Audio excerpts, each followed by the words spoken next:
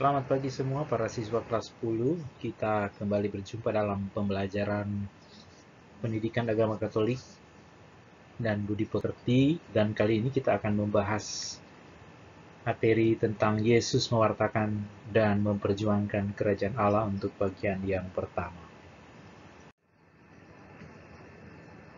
Sebuah pengantar bahwa perjuangan Yesus membangun kerajaan Allah kiranya menjadi teladan bagi kita semua.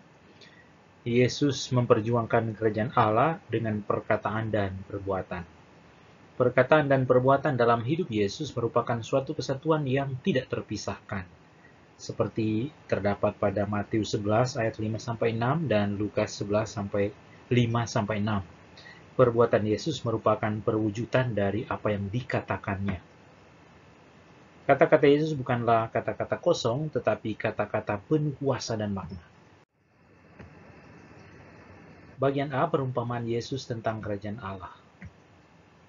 Dalam mewartakan kerajaan Allah, Yesus kerap kali memakai perumpamaan, yaitu cerita yang diambil dari kehidupan sehari-hari untuk menyampaikan suatu kebenaran, khususnya tentang kerajaan Allah.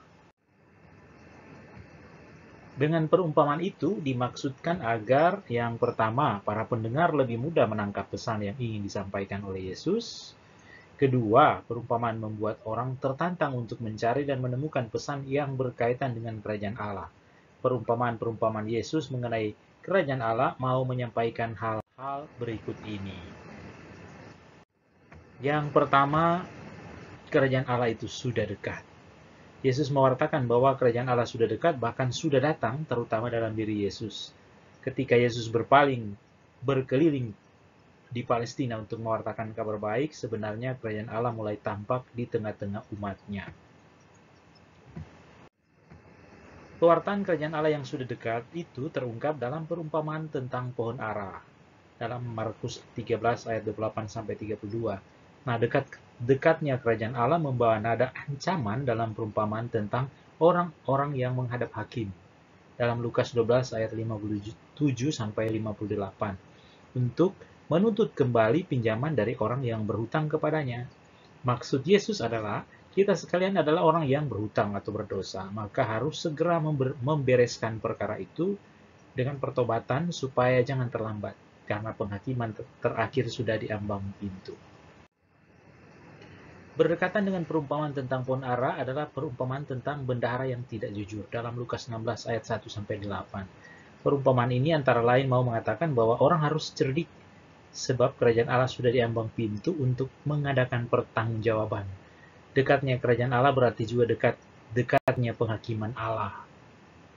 Perumpamaan tentang pohon ara yang tidak berbuah dalam Lukas 13:6-9 mau menggambarkan bahwa Allah itu sesungguhnya juga sabar.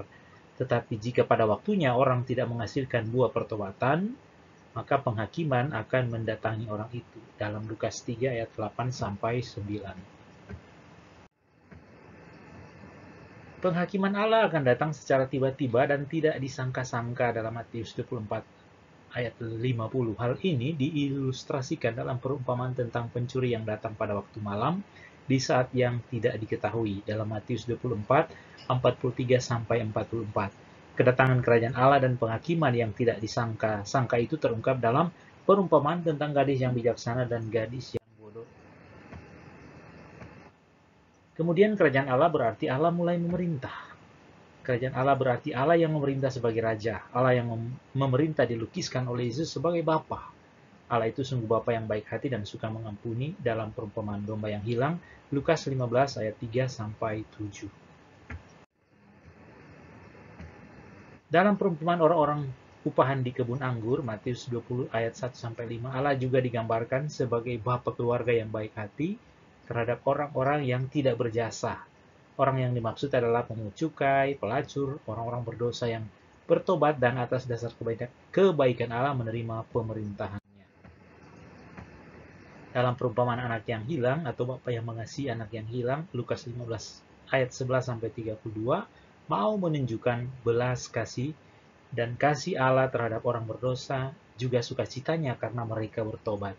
Perumpamaan ini sekaligus juga mengkritik orang Farisi yang dilambangkan sebagai anak sulung yang membanggakan jasanya tetapi tidak mengerti sikap hati Bapa. Ketiga perumpamaan dalam Lukas 15, 1-32, domba yang hilang, dirham yang hilang, dan anak yang hilang mau menekankan sukacita Allah yang menyambut orang berdosa yang bertobat ke dalam kerajaan. Kerajaan Allah menuntut sikap pasrah atau iman manusia kepada Allah. Allah meraja dengan kasih, oleh sebab itu manusia dituntut sikap pasrah. Dan sikap pasrah ini sikap iman kepada Allah. Allah menjadi harapan, sandaran, dan andalan bagi manusia. Manusia tidak boleh mengandalkan hal-hal lain seperti harta, kekuasaan, bahkan dirinya sendiri. Yesus menantang orang-orang Farisi karena mereka terlalu mengandalkan jasa-jasa dan kekuatan diri mereka. Dan Yesus memuji orang-orang miskin dan menderita sebagai yang berbahagia karena dalam kemiskinannya itu mereka hanya mengandalkan Allah dan mempercayakan diri pada Allah. Yesus tentu saja tidak mendukung kemiskinan, bahkan ia memperjuangkan kesejahteraan lahir batin bagi umat. Yesus mengecam ketidakadilan yang dilakukan oleh para petinggi pemerintah dan agama. Selanjutnya, kerajaan Allah itu suatu karunia. Kerajaan Allah adalah karunia dari Allah, bukan hanya jasa manusia. Dengan kata lain, pemerintahan Allah tidak ditegakkan atau diwujudkan hanya oleh daya upaya manusia.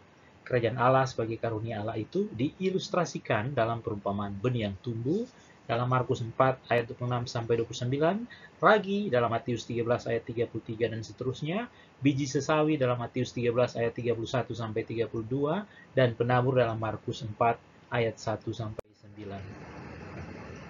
Kerajaan Allah sebagai karunia Allah harus diperjuangkan dan dikembangkan oleh manusia sebagai nilai yang paling tinggi. Karena itu manusia yang telah memperolehnya patut bergembira dan bersedia memperjuangkan dan mengembangkannya dalam kehidupan sehari-hari. Demikian bagian pertama dari materi Yesus mewartakan dan memperjuangkan kerajaan Allah. Sampai jumpa pada bagian kedua materi ini. Terima kasih. Shalom.